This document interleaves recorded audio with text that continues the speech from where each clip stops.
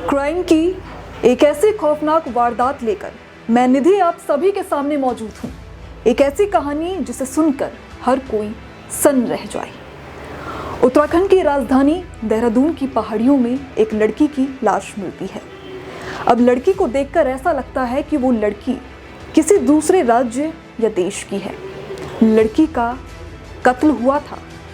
अब पुलिस के पास कातिल तक पहुंचने के लिए सबूत के नाम पर सिर्फ 18 गाड़ियां थी। अब इनमें से भी एक गाड़ी पर आदमी लिखा हुआ था।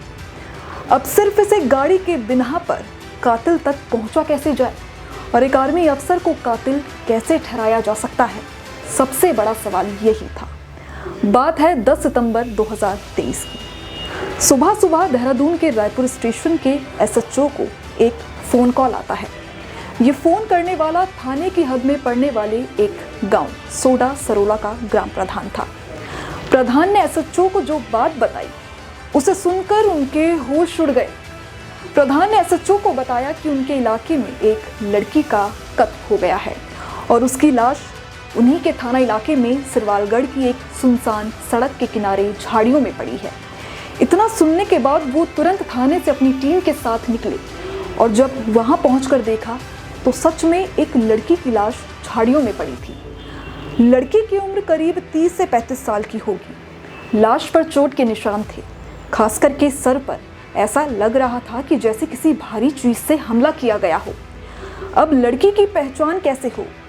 लाश के आसपास न कोई पर्स और ना ही कोई आई कार्ड मिला जिससे लड़की की पहचान हो सके। लड़की चेहरे से भारत के उत्तरी पूर्व हिस्से या फिर नेपाल की लग रही थी। लेकिन अब सवाल ये भी था कि अगर लड़की बाहर की थी तो उसकी गुमशुदगी की रिपोर्ट किसी थाने में दर्ज भी नहीं की गई होगी। अब इससे उसकी पहचान करना और भी ज्यादा मुश्किल हो गया। अब पुलिस ने एक एक करके सीसीटीवी कैमरे को खंगालने का काम शुरू किया, लेकिन जहां लाश फेंकी गई थी वहां कोई भी सीसीटीवी कैमरा नहीं था, बल्कि ये एक सुनसान जगह थी। इसलिए पुलिस ने उसके आसपास सड़क पर लगे सीसीटीवी को खंगालने का फैसला किया। इस कोशिश में करीब 250 गाड़ियों की जांच की और उसमें से भी 18 ऐसी गाड़ियों को शॉर्टलिस्ट किया गया जिनका इस घटना से वास्ता हो सकता है। इनमें गाड़ियों की मेक, उस पर लिखे शब्द, जाने और आने के बीच का टाइम गैप, सब कुछ नोट किया गया। अब जांच सिर्फ गाड़ियों के सहारे ही नहीं चल रही थी, बल्कि कातिल तक पहुंचने के लिए पुलिस दूसरे तरीके भी अपना रही थी। इसी दौरान पुलिस का ध्यान लड़की के पहने हुए कपड़ों पर गया। उन्होंने गौर किया कि लड़की ने जो 1 पीस स्कर्ट पहनी है वो ज्यादा पुरानी नहीं है। पुलिस ने जब ड्रेस का मुआयना किया तो उन्हें एक बारकोड मिला। इसी बारकोड के सहारे पुलिस उस ड्रेस बेचने वाली दुकान तक पहुंची। पुलिस जूडियो ब्रांड की इस ड्रेस के 2 शोरूम जाखन और किशन नगर में पहुंची और इन दोनों ही शोरूम में पिछले कुछ दिनों में कुल 8 ऐसी ड्रेस बेचने की बात कही। अब पुलिस ने उन दुकानों के पास लगे सीसीटीवी चेक किए और देखा कि कहीं इन फुटेज में उन 18 गाड़ियों से जुड़ा कोई सबूत मिल जाए। इसमें पुलिस को बड़ी कामयाबी भी मिली। पुलिस को एक ऐसी गाड़ी का पता चला जिस पर आर्मी लिखा हुआ था। ये वही गाड़ी थी जो 9 और 10 सितंबर की रात को सिरवालगढ़ की तरफ जाती और आती हुई देखी गई थी। अब पुलिस गाड़ी के नंबर से उसका एड्रेस भी पता कर चुकी थी। पुलिस को पता चला कि वारदात के पहले दिन रात को वो गाड़ी करीब 11 बजे अपने पते पर वापस लौटी थी। वो गाड़ी आर्मी के एक लेफ्टिनेंट कर्नल की थी। पुलिस ने आनंद फानन में लेफ्टिनेंट कर्नल का मोबाइल नंबर निकाला और फिर उसकी सीडीआर भी चेक की। सीडीआर में भी कर्नल साहब की लोकेशन उन्हीं इलाकों में नजर आ रही थी जहां जहां गाड़ी गई थी और लाश फेंकी गई थी। नंबर में कर्नल साहब की बातचीत वारदात वाले समय के आसपास एक संदिग्ध नंबर से हुई थी। पुलिस ने फिर कर्नल साहब की कोठी पर दबिश दे दी। ये थे कर्नल रामेंदु उपाध्याय। पहले तो उन्होंने ऐसी किसी भी वारदात में शामिल होने की बात से इनकार किया, लेकिन जब पुलिस ने उसका सबूतों से सामना करवाया तो उसके पास गुनाह कबूल करने के अलावा कोई चारा नहीं बचा। उसने माना कि उसी ने 9 सितंबर की रात को श्रेया नाम की उस लड़की का कत्ल किया था और कत्ल की वजह थी लड़की का कर्नल पर शादी के लिए दबाव बनाना। जबकि कर्नल जो है वो पहले से शादीशुदा है।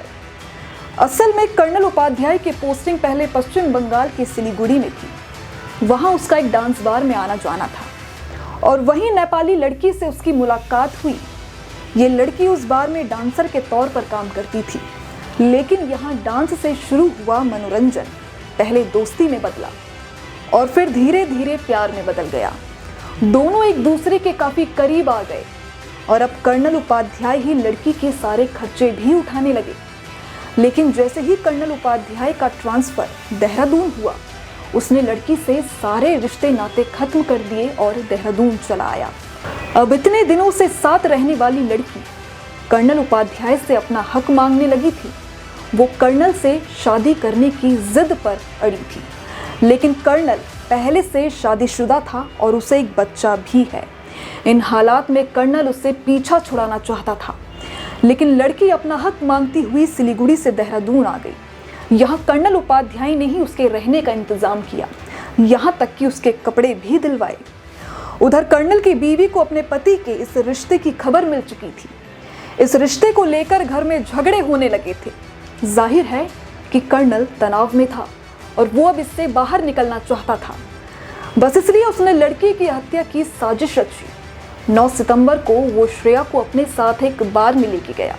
वहां दोनों ने शराब पी। इसके बाद गाड़ी में दोनों के बीच अपने रिश्ते को लेकर विवाद हुआ और इसी गुस्से में कर्नल ने गाड़ी में रखे हथौड़े से लड़की के सर पर एक के बाद एक कई वार कर उसकी जान ले ली।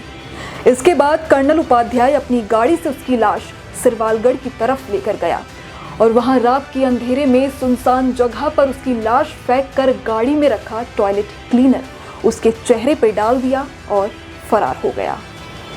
तो इस कहानी में अभी के लिए इतना ही। फिर मिलेंगे आपसे क्राइम की एक और ऐसी वारदात के साथ। तब तक के लिए नमस्कार।